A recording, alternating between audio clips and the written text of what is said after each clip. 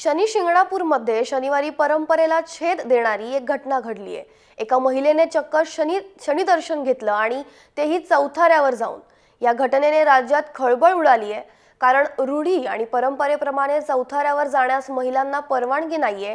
मात्र पुण्यातून आलेल्या या भाविक महिलेनं थेट सुरक्षा रक्षकांची नजर चुकवत चौथऱ्यावर शनी दर्शन घेतलं।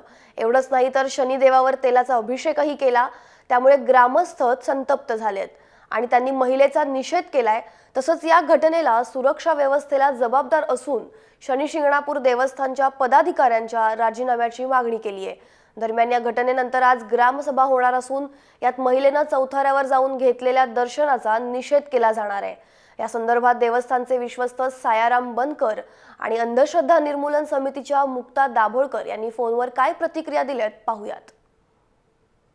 4 ते 5 वर्षाची परंपरा आहे आणि या अगोदरही अंधश्रद्धा निर्मूलन समितीने याबाबत प्रयत्न केले होते, परंतु देवस्थान प्रशासन, मराठा महासंघ आणि हिंदू संघटनांनी त्याला विरोध केला होता आणि 24 तासाकरता सदरचं म्हणजे त्यावेळेस बंद केलं होतं। ही रूढी आणि परंपरा असल्यामुळं इथं महिलांनी दर्शन घेऊ नये असा इथला रीतिरिवाज आहे आणि म्हणूनच हे गाव शनी शिंगणापूर जगाच्या नकाशावर गेलेलं आहे। तर म्हणजे आम्ही याचा निषेध करतो आणि ही जबाबदारी देवस्थानचे अध्यक्ष आणि कार्यकारी अधिकारी यांनी ती सांभाळावी आणि आपल्या पदाचे राजीनामे द्यावेत अशी आम्ही मागणी करतो। आता देवस्थानच्या विरोधामध्ये ग्रामस्थांनी आणि त्याच्यामध्ये निर्णय घेऊ आणि इतर देवस्थानच्या इतिहासाला काळीमा लावणारी एक घटना घडलेली आहे।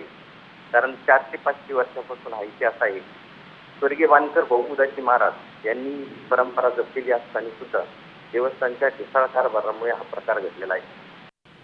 मला असं वाटतं की हा प्रश्न खरं तर प्रसार माध्यमांनी फक्त अंधश्रद्धा निर्मूलन समितीच्या कार्यकर्त्यांपर्यंत मर्यादित ठेवता कामा नये। महाराष्ट्रामध्ये शिक्षणाची 150 वर्षाची परंपरा आहे आणि आजपर्यंत स्त्रीला किंवा दलितांना मंदिर प्रवेश नाकारण्याच्या अनेक वेगवेगळ्या प्रकरणं घडलेली आहेत। त्यामुळे खरंच महाराष्ट्रातल्या सर्व राजकीय पक्षांच्या नेत्यांना, सामान्य महिलांना याविषयी जरूर विचारावं की त्यांचं याबद्दल काय मत आहे। हा काही फक्त एकट्या अंधश्रद्धा निर्मूलन समितीचा प्रश्न नाहीये।